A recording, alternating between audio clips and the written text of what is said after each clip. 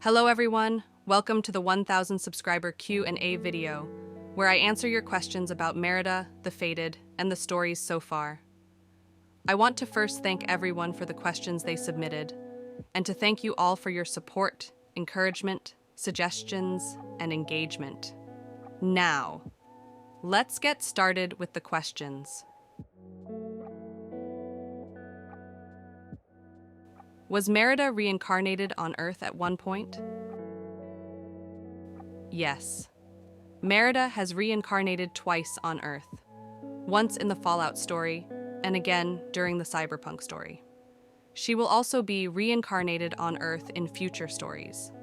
If you mean the Earth we live on, then no. Our Earth was the one she lived on during her first life. If she reincarnated on our Earth, she would be unstoppable at this point.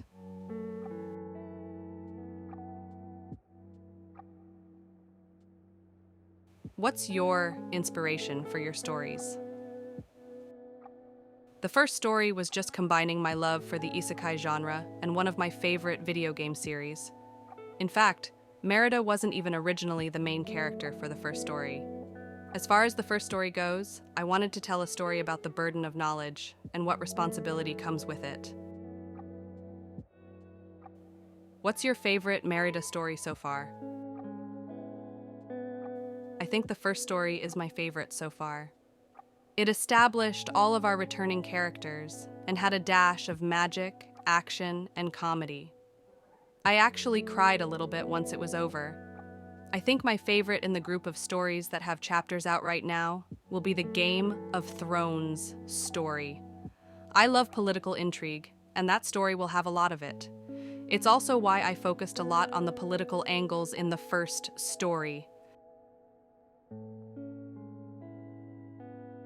Does Merida have any crushes outside of those she has dated so far?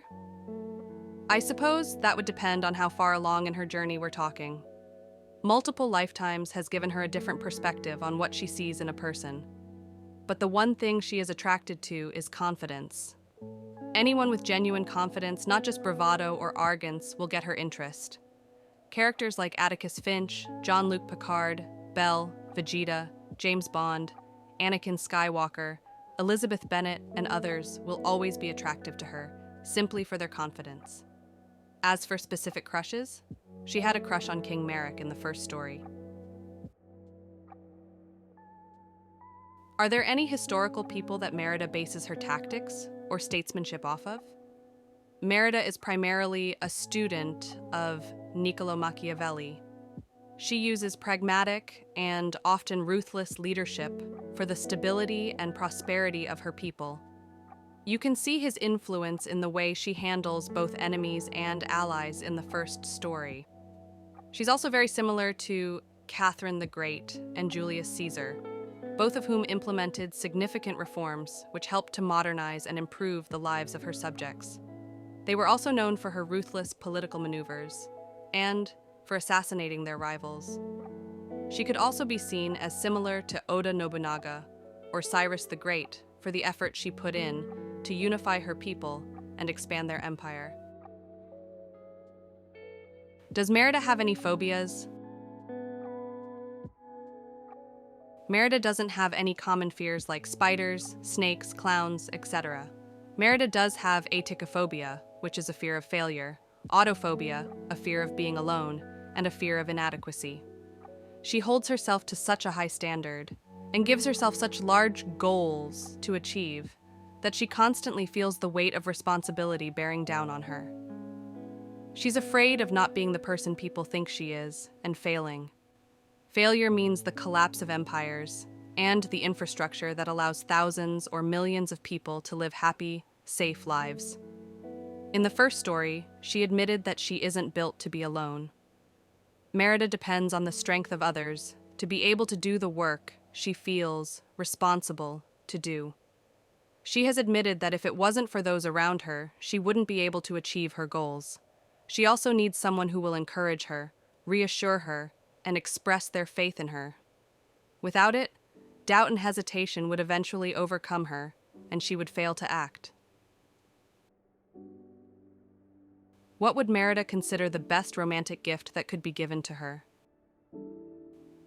Merida prefers acts of devotion more than gifts. However, with that being said, Merida tends to be a collector and a bit of a lore junkie. Any gift that shows genuine thought and consideration of the things she has a deep interest in would be more appreciated than anything else. History books, collector items like dolls, coins, comics, or whatever she collects in a specific world.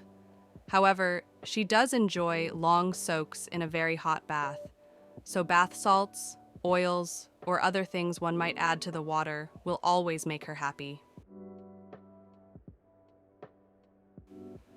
Are any of her avatars going to hook up with anybody, or is Farron the only one? Merida will find partners with different people in other universes, but those relationships won't be filled with the type of love she has for Farron. She'll enjoy affection and companionship enough to keep up the relationship, and maybe build something unique and special with them, but she'll never truly love anyone else but Farron. Are there going to be any worlds she pops in that she has no knowledge of? Maybe have other reincarnated people take the role of guide for her? Yes. As a matter of fact, there's already the first chapter of that sort of story. Witchling is an entirely unique universe that I've come up with that Merida has no knowledge about. She will meet each of the other fated during her time there, and they will have more knowledge on how things work than she does, because of the way she was raised. Why did you decide to focus on Merida instead of one of the other fated? Funnily enough, Merida was originally a side character. The original character I focused on first was Serena. She was supposed to be the main character of the story. But as I went through the story in my head and Serena finally met Merida, I had to think of what Merida would have been doing all that time. When I thought about what Merida had been doing, I realized that she would be a much more interesting character to focus on. So I swapped protagonists. Merida became the main character, and Serena moved to a supporting role. I think this worked out for the best. Merida's story was a lot more interesting than Serena's would have been, and Serena became a deeper, more interesting character when placed in a supporting role. How old is Merida at the beginning of each story you've done so far? You mentioned in Star Wars that she's older than Yoda. This is a bit of a spoiler for some of the stories, but let's go for it anyway. Merida is 127 years old at the end of her first life. Merida is technically still alive in the Dragon Age universe, but will stop counting her age when she goes to sleep. This would put her at 483 years of life in the Dragon Age universe, and 610 years total. She leaves the Fallout universe at the age of 25, putting her total age at 635. She stays in the Cyberpunk universe until the age of 137, which makes her 747.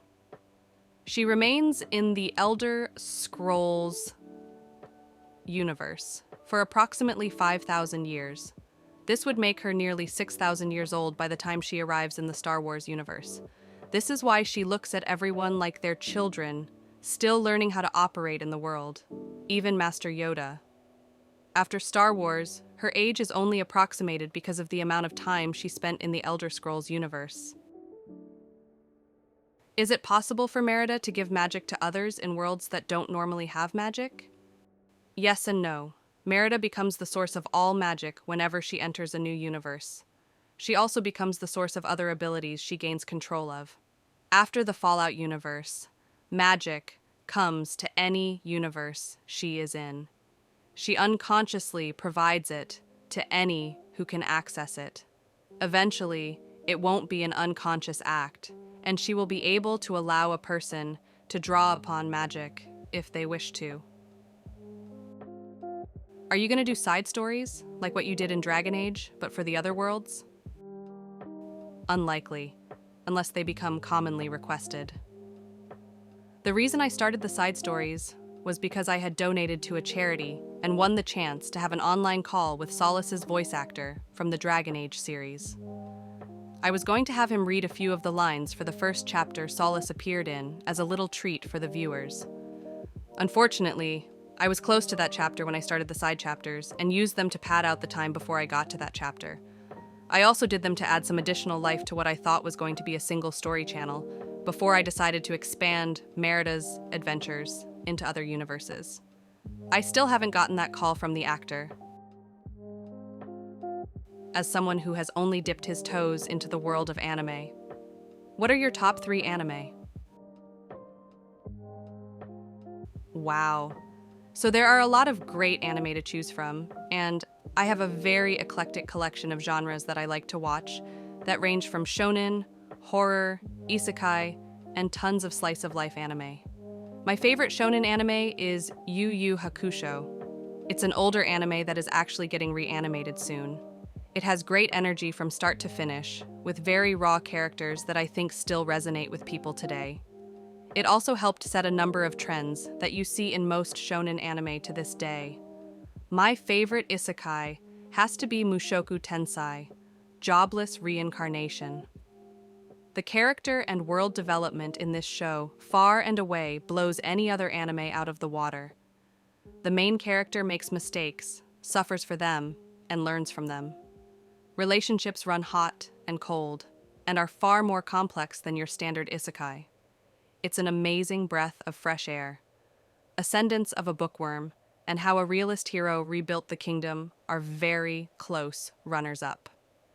FYI, I like slow burn stories, so these two won't be everyone's cup of tea. For slice of life anime, I could name so many. Your Lie in April is a masterpiece and can't be overstated. However, the two that contend for my top spot are one-season gems that really capture slice of life for me. They are To Rodo-sa and Salaryman's Club. To Rodo-sa is a fun high school drama about how complicated relationships can get, and how feelings can develop even when you don't expect them to. Salaryman's Club is a simple story about a badminton player who joins the marketing department of a small soda company. They're both simple and brilliant in their own special ways. As a bonus, I'll list some extra anime I enjoy. Handyman Saitu in Another World saga of Tanya the Evil Rising of the Shield Hero Overlord. Anahona, The Flower We Saw That Day, You'll Cry at the End of this one. Rent a Girlfriend, Cowboy. Bebop. More Than a Married Couple, But Not Lovers. Recovery of an MMO. Junkie. Noragami, True Beauty. The Quintessential Quintuplets. Merida has gained a lot of powers over the 6 stories, but has she trained in any martial arts? Yes. In her first life, Merida served in the military, where she learned multiple martial arts, including Brazilian Jiu-Jitsu and Krav Maga. In Dragon Age and Game of Thrones, she learned more Greco-Roman wrestling styles. In Cyberpunk, she used her spare time to learn multiple martial arts, such as boxing, Muay Thai, Judo, Sambo, Aikido, Silat, Sistema, and Kuksul Wan. In Star Wars, she learns Terraskasi, as well as the 7 lightsaber forms. These are also more than just the hand-to-hand martial arts she's learned. She has become a master with most melee weapons, bows, and crossbows, thanks to her time in the medieval world she's visited. With several lifetimes of combat, training, and experience under her belt, Merida is just as capable of a melee combatant as she is a magic user. Say Merida goes to basically every universe and can finally choose to settle down in a single universe.